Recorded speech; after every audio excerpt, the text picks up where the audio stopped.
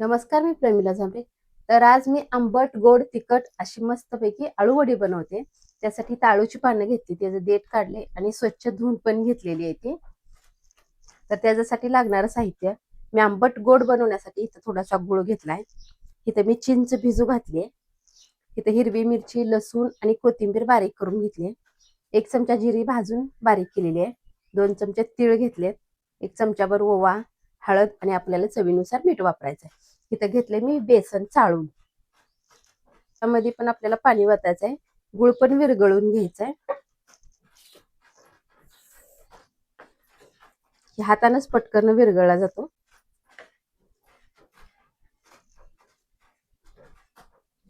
गुळ पण विरघळलाय आणि चिंच पण जरा ह्याला सोडून घेते. मी चिंचेचा पाणी पण आपल्याला छान येईल आंबट खायला. आता ही चिंच मी ह्यातली बाजूला काढते. ही पाणी आपल्याला बेसन तिंबण्यासाठी वापरायचं आहे. मी बेसन चाळून घेतलेलं आहे. ही चिंच आणि गुळाचं पाणी आपण ह्यात शोधून ओतून घेते मी. आता हे गुळाचं पण पाणी ह्यात ओतून शोधून घेते. ह्यातलं पण बारीक खडं जर असेल तर पूर्ण निघून जातो खडा. आता ह्यात मी ही जिरी पावडर टाकून घेते.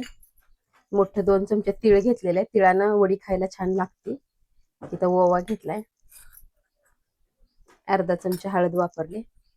हिरवी मिरची तुमच्या आवडीनुसार टाका.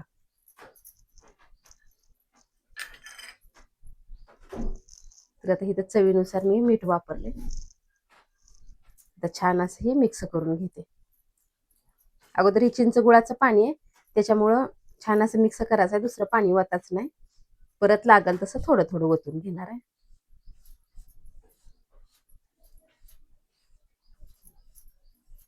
तर आता आपल्याला ह्यात थोडंसं पाणी लागते. थोडं पाणी ओतून घेते. पाणी ओतून छान असं बेसन तिंबते ह्याला. बेसन छान असं एकजीव झालं पाहिजे.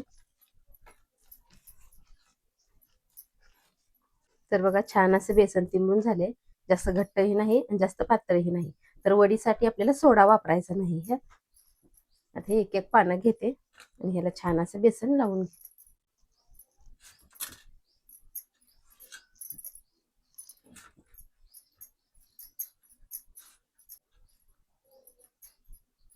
बेसन आपल्याला आतल्या साईडने लावायचं आहे.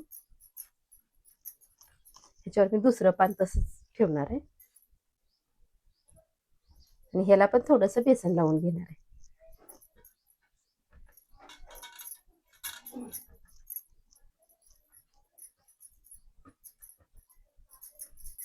तर इथं 4 आळूच्या पानाला मी बेसन लावून घेतलेलं आहे.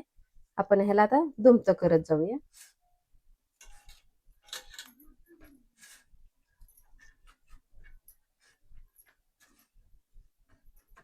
तर इथे गॅसवर मी पाणी ठेवलंय. उकडण्यासाठी पाणी ठेवलेलं असतंय, त्यावेळेस ती पातीला काळं पडतंय म्हणून थोडं लिंबाची फोड टाकायची, म्हणजे पातीला आपलं हायाचं पांढरं राहते. इथं मी मोदकाची चाळणी घेतली, चाळणीला तेल लावून घेतलेलं आहे. तर आता ही 4-4 पानाच्या मी वड्या केलेल्या आहेत, त्या आता उकडून घेते.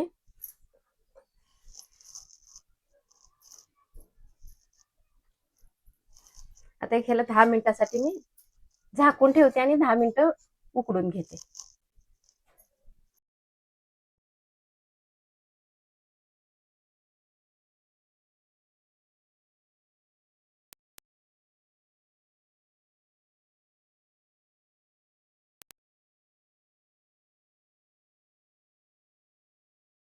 तर बघा छान अशा मी अळूवड्या कट केलेल्या.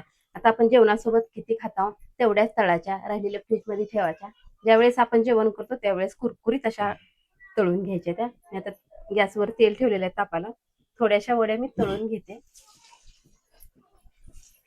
तुम्हाला जर शालो फ्राय करायचा असेल, थोडंसं तीळ, चटणी, मीठ सगळं टाकून वरून तरी पण होतंय. तर बघा छान अशा ही वडी तळून झालेली आहे. मी ह्याला एका प्लेटमध्ये काढून घेते.